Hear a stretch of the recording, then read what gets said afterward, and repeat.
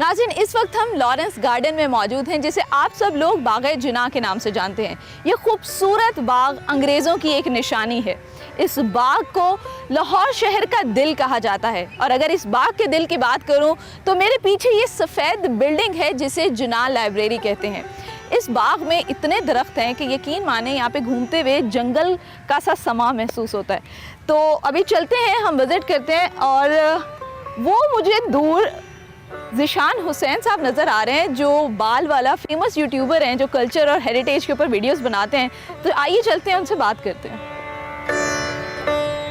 तो नाज़रीन, ज़ीशान हुसैन साहब जो हैं, जैसे आप लोग देख सकते हैं, वो लोग अपनी रिकॉर्डिंग कर रहे हैं। लेकिन अभी चलते हैं, जैसे उनका सीन कट होता है उनसे चलकर बात करते हैं। अस्सलाम वालेकुम सर। अस्सलाम वालेकुम। कैसे हैं आप? फाइन। फ़ेरा, आप कैसे हैं? मैं बिल्कुल ठीक ठाक। सॉरी आपको हमने डिस्टर्ब कर दिया आपकी रिकॉर्डिंग के बीच में। तो आज आप बाग़ जिनाह के बारे में बता रहे हैं? नहीं, हम जिनाह लाइब्रेरी के बारे में सर। जिनाह लाइब्रेरी के बारे में। तो सर थोड़ा सा टाइम मिल सकता है आपका, क्योंकि मैंने आज आपसे लाहौर के हेरिटेज के ऊपर, कल्चर के ऊपर बात करनी है। हम तो चाह रहे हैं, शुक्र है कोई तो है जो हेरिटेज के बारे में बात करता है। आपकी नज़र में पहली वो कौन सी बिल्डिंग है जो लाहौर में बनी होगी? क्योंकि मुझे बड़ा तजस्सुस होता है कि लाहौर खूबसूरत तो बहुत है, लेकिन वो पहली बिल्डिंग कौन सी है? अच्छा, बिल्डिंग से पहले थोड़ा सा हम पीछे चले जाएं तो हमें पता चलता है ह्योन सैंग से, जो एक बुद्धिस्ट मॉन्क थे, जो यहाँ आए रेलिक्स इकट्ठी करने के लिए बुद्धा की। वो सियालकोट से जलंधर जा रहे थे, रास्ते में उनका काफिला लूट गया। उन्हें नहीं पता था कि वो कहाँ हैं। और एक आबादी थी जो वो बताते हैं, जहाँ को 3-4 हज़ार घर थे, इसी तरह कुछ 10-12 हज़ार नफूस थे।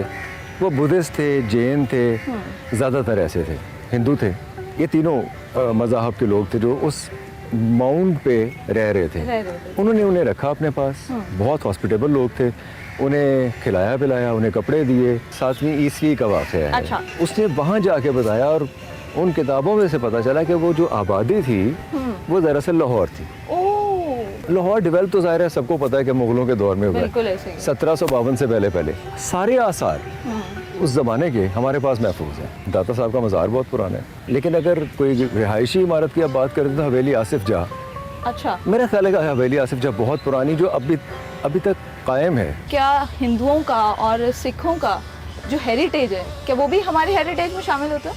वो हमारा ही हेरिटेज है। इस लैंड पे उन्होंने जो तामीरात की हैं, चाहे हवेलियाँ बनाई हैं, चाहे गुरुद्वारे, धर्मशाले, मंदिर, जो भी बनाया है, हमारा असास है।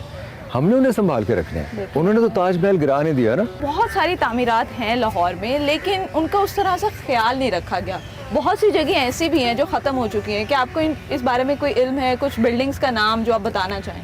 अच्छा, लाहौर में बहुत सा काम हो भी रहा है। मुझे उम्मीद है कि 5 साल बाद या 10 साल बाद जब लोग लाहौर को देखने के लिए आया करेंगे तो वो हैरान रह जाएंगे कि दाईअंगा का मकबरा, जानी खान का मकबरा, या दाईअंगा मस्जिद, या मस्जिद वज़ीर खान, तो अब भी लोग देखने के लिए आते हैं। लेकिन ये वो जगह जो आमतौर पर लोगों की नज़र में नहीं है। बहुत सी चीज़ों को हम कंजर्व करें। आपको पता है कि लाहौर में एक फ्रांसीसी जनरल हुआ करते थे, जनरल एलार्ड, जो नेपोलियन की फ़ौज को छोड़ के आगे शामिल हुए थे सिख, ये अपने रंजीत सिंह के साथ। अच्छा। उनका और उनकी बेटी का मकबरा भी लाहौर में है। यूसुफ फालूदा का पता होगा? हाँ जी, बिल्कुल पता है। उसके साथ FBR के ऑफिस के साथ ही जनरल एलार्ड का मकबरा है। आपको भी लाहौर के कल्चर और हेरिटेज से बड़ा प्यार है। आप बहुत सी जगह घूमते भी हैं, और आप ये भी कहते हैं कि बहुत सी ऐसी जगह हैं जिनको हम नहीं संभाल के रख पा रहे, वो अपनी असल हालत खो रही हैं, वो अपनी पहचान खो रही हैं। उनके बारे में बताएं, वो कौन कौन सी इमारतें हैं? अनफॉर्चुनेटली वो बहुत ही ज़बरदस्त किस्म की हवेलियाँ हैं। सिखों की हैं, हिंदुओं की हैं। कि वो हवेलियाँ आपको अंदरून में आप जाएँ तो 400 साल पुरानी हवेलियाँ मिलेंगी। कूचा राम द्वारा की हवेलियाँ आप देखिए। अच्छा। कूचा कृपा राम की देखिए। ये किस साइड पे? ये शालमी गेट में। अच्छा। ये लोहारी में, ये वचवाली बाज़ार में है। कूचा पीर शिराजी, अहाता फलाना है, कूचा राम द्वारा। आप इन जगहों पे जाएं तो आपको अब तक वहाँ देवी देवताओं के इमेजेस मिले नज़र आएंगे। वो सारी हवेलियाँ इस वक्त गोदाम बनी हुई हैं। जिन लोगों की वो मिल्कियत हैं, आप उन लोगों को कहीं डिफेंस में, कहीं वेलेंशिया में, या कहीं इधर उधर इतना लाहौर फैल रहा है, आप उन्हें कुछ और दे दें। जैसे एक हवेली है, अच्छा, राय बहादुर करमचंद पूरी हवेली, जो नूरी हवेली के नाम से मशहूर है। अच्छा, यहाँ मैं भी गई हूँ। लेकिन जिन लोगों ने उसे बनाया, उन्होंने तो एक एक ईंट में प्यार से मोड़ दिया था। मैं आपको मज़े की बात बताऊँ, मेरे पास एक ईमेल है, अच्छा, मीरा पुरी की, मीरा पूरी उस हवेली में पैदा हुई थी और इस वक्त वो 96 बरस की हैं। मुझे उन्होंने अमेरिका से ईमेल की कि मैं अपनी हवेली को देखना चाहती हूँ।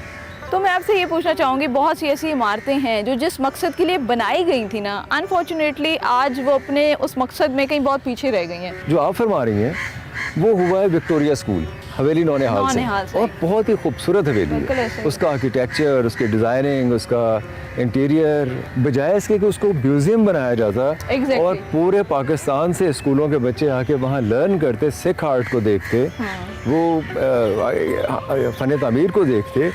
हमने वो आपने नहीं बनाया, वो एक्चुअली ब्रिटिश दौर से ही विक्टोरिया स्कूल बना हुआ है। भैया आप लड़कियों के लिए कोई और स्कूल बना दें। बिल्कुल ऐसे, जगह की कमी तो है नहीं, जगह की कमी तो है नहीं। आप अपने असासे को तो महफूज करें जिसे लोग देखना चाहते हैं। आप जा नहीं सकती हैं, आप जाएंगी वहाँ पे एक दरबान खड़ा होगा, वो आपको अंदर नहीं जाने देगा। अच्छा। हाँ, वो वहाँ से इजाज़त ले, वहाँ से इजाज़त, उन इजाज़तों में आप हवेली नहीं देख पाते।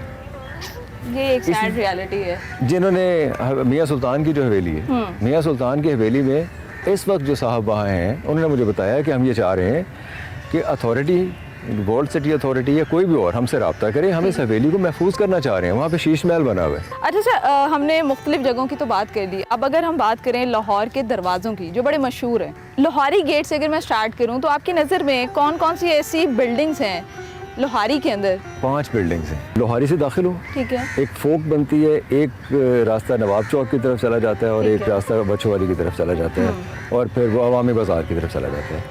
अगर आप सिवैयों वाले बाज़ार की तरफ जाएं तो जहाँ आटे वाटे की दुकानें हैं, उनमें एक बहुत ही खूबसूरत मंदिर है। अच्छा। बहुत बड़ा, बहुत खूबसूरत मंदिर है, वो बहुत इंटैक्ट है, उसके डिज़ाइन इंटैक्ट हैं, कॉनिकल स्ट्रक्चर है बहुत ज़बरदस्त। बस कब्ज़ा हुआ और लोग बैठे हैं और अपने काम वाम कर रहे हैं। वो किस तरफ जाएँ, बछवारी की तरफ, जैसे मैंने आपको बताया कि 2 आमने सामने मंदिर हैं।